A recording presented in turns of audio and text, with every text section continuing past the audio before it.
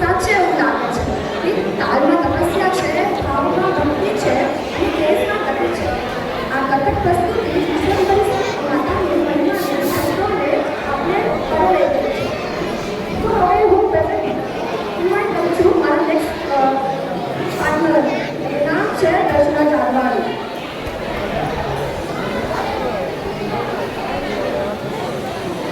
આજ ભક્તિભાવ સાથે વધીએ આપણા નેક્સ્ટ પરફોર્મન્સ તરફ.